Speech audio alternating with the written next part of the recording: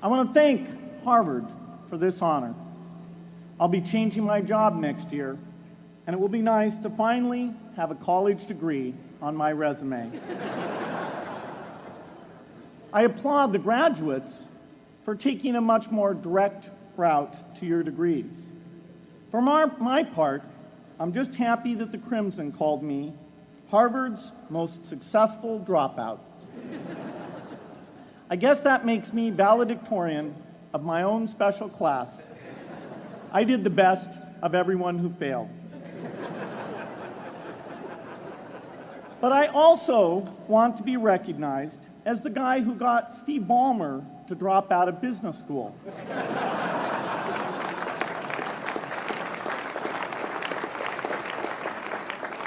I'm a bad influence.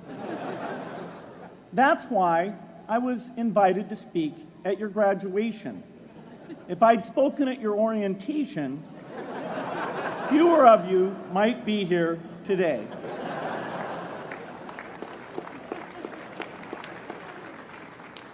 Harvard was a phenomenal experience for me. Academic life was fascinating.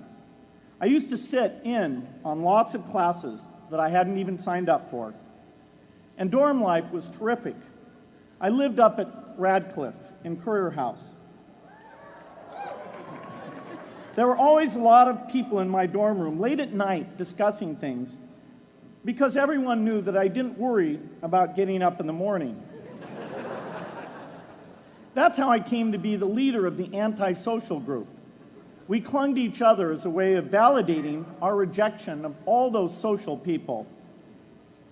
Radcliffe was a great place to live.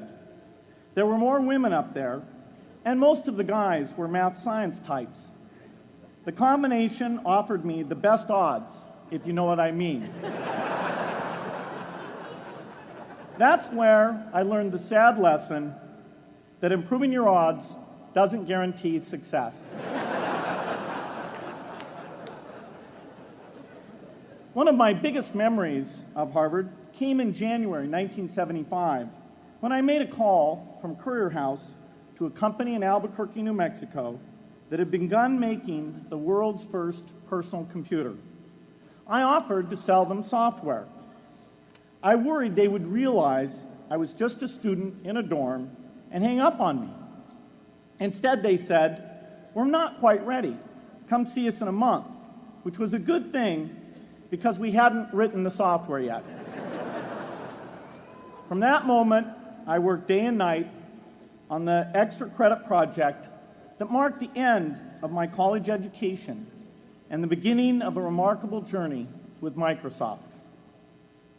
What I remember above all about Harvard was being in the midst of so much energy and intelligence.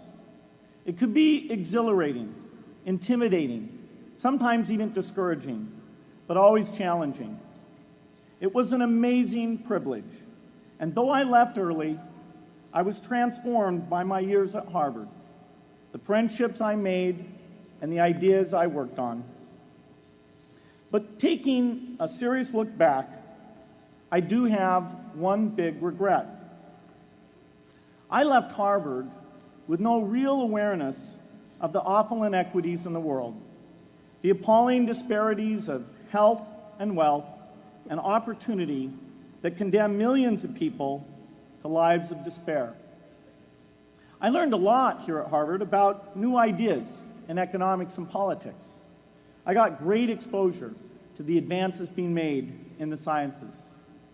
But humanity's greatest advances are not in its discoveries, but in how those discoveries are applied to reduce inequity.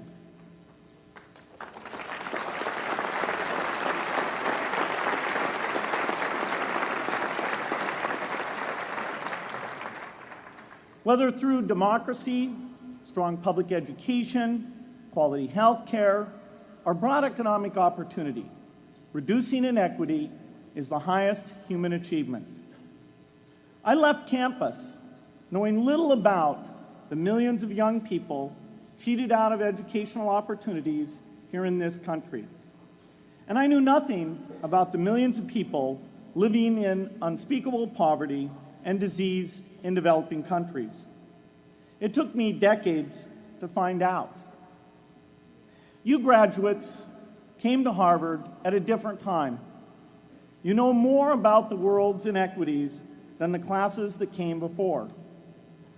In your years here, I hope you've had a chance to think about how, in this age of accelerating technology, we can finally take on these inequities and we can solve them.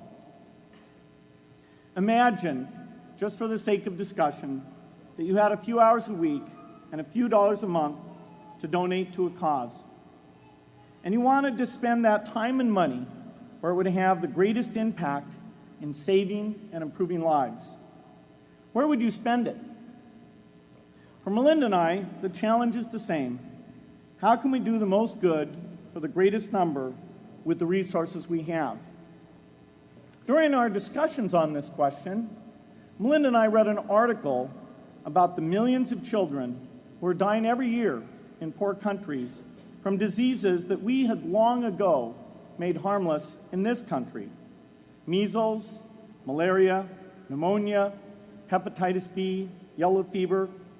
One disease that I had never heard of, rotavirus, was killing 500,000 children each year, none of them in the United States. We were shocked. We had assumed that if millions of children were dying and they could be saved, the world would make it a priority to discover and deliver the medicines to save them. But it did not. For under $1, there were interventions that could save lives that just weren't being delivered. If you believe that every life has equal value, it's revolting to learn that some lives are seen as worth saving and others are not.